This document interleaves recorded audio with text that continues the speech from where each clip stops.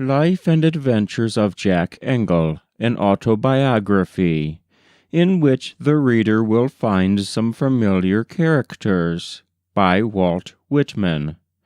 Read by Frank Blissett. Chapter 16. The next day, which was Sunday, like a fellow who is burthened with more than he can carry, I took Tom Peterson into my confidence, and told him the whole of events and revelations of the night before. Tom opened his eyes when he found out that I was really serious. I had already imparted all of them to Violet and Ephraim, who were confounded beyond measure, and wished to reflect the whole day before concluding what course to take. It was a pleasant Sunday afternoon, and Tom and I crossed the North River to Hoboken and strolled along to Inez cottage. A sudden thought seized me as I saw the happy and lovely appearance of that little dwelling, where the joint labors of Inez, Nancy, and 4 or 5 out of the 8 little foxes had caused vines to bloom, and pleasant shrubbery, and some late flowers that were quite gay, even at this advanced season.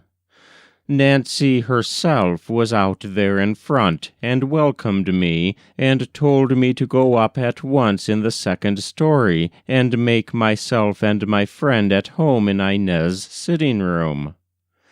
Verily, this was a day of telling news and making confidants.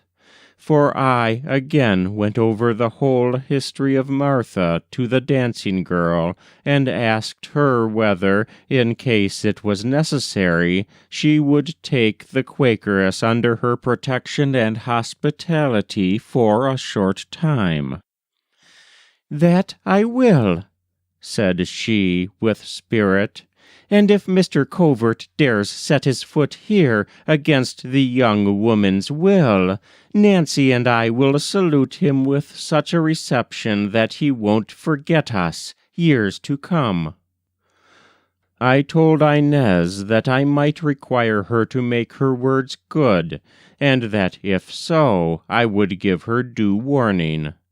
She told me not to be afraid of calling in her assistance, and that she only wanted a good chance to take a little revenge on Covert for his intentions toward her spare cash.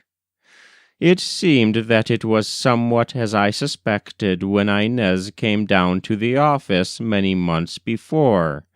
The shrewd Spaniard, from some cause or other, had her suspicion aroused, waited a few weeks before purchasing the stock which Covert recommended, and in which Ferris was interested, and then a few weeks longer, and then had the satisfaction to read in the papers how the whole edifice, stock and all of Mr. Pepperidge Ferris's wonderful company, had tumbled to the ground, and how luckily her dollars just escaped. You may be sure the mettlesome Spaniard had fire enough in her veins to resent the deliberate design of cheating her, almost as much as if it had been successfully accomplished. For that it was a deliberate design, there could be no dispute.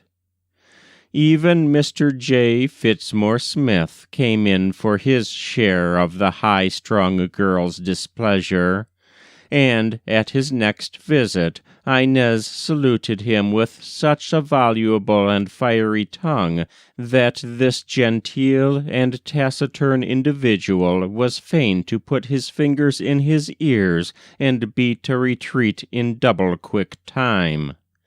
That he had received his walking papers, however, was a work of special grace to me. I by no means mourned his absence from Inez's rooms when I visited there, considering in such cases that 2 made a much pleasanter party than 3. When we returned to New York, I bespoke the services of Tom Peterson, too, for I had a scheme in my head. Tom promised to do anything for me, from tossing Covert out of his own window to holding the light while I wrote him a challenge. When Martha, that night, under my charge, according to the request made in her note, left Covert's house, he was confined to his room yet, fortunately, I felt that it would perhaps be better for her to go back no more. She was now free from the wretch's premises, and why should she place herself in his power again? I proposed this in full family council, and it was considered favorably, until Martha herself put the negative on it. She said that it was her intention to leave, but not tonight. She knew, too, that she would be under the necessity of leaving clandestinely, for Covert had all the restlessness and suspicion of a guilty mind. An additional reason was that there were sundry articles and some important documents which she must take away with her when she did go. For Covert had not all the cunning of the game on his side. Wigglesworth and the young Quakeress, during the 3 days past, had made some master moves, and, deep as I knew the lawyer to be, it seemed, when I heard all, that they were likely to countermine him. Above all, they had the advantage of working unknown to him. Little did the scamp suspect that, all the while he was tied there to his bedside, the girl whom he looked upon as his helpless victim, and whom the disgusting brute intended as his victim in a double sense, was quietly, with the invaluable help of his clerk, who knew more about his affairs than any other person, was quietly, I say, digging the very ground from under his feet. It had been the lawyer's policy, by slow degrees, to get the property which was left by Martha's father to be made use of as directed in his will. This property, it was Covert's design, steadily pursued, year after year, to get transformed into paper representatives, such as government or state bonds, certificates of deposit, and so forth. Indeed, it was the persevering and mysterious course of this proceeding that aroused Wigglesworth's first suspicions. He knew that the property belonged to Martha, that it was first well and reliably invested, and that, in being sold, it was frequently sacrificed, and a loss suffered on the second purchase, without any gain. As to Martha, she was ignorant of business, and without knowing why or wherefore, signed almost every paper that Covert presented to her. The best and most important move of all was that Wigglesworth had made use of his knowledge of Covert's affairs to give Martha such instructions and such a description of the papers. Her name was specified in every one of them where a name was necessary, and they were undeniably hers, that she had found out where the lawyer kept them in his house, and was prepared to pounce upon and take possession of them when she got a good opportunity, and bear them off. A woman and a lawyer's clerk! Have they not some sharpness? All these things being discussed in the family council, it was determined that there was no time to be lost. Covert might discover the plans that were making headway against his vile machinations, and use his lawyer tricks in such a way as to stop us all off. We decided, therefore, that Martha should leave his house for good the next night.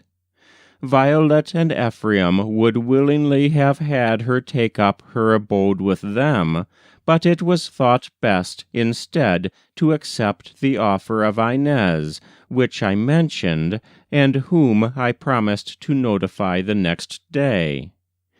These points were conned over and decided in short metre, for Martha was to be home again at 9 o'clock.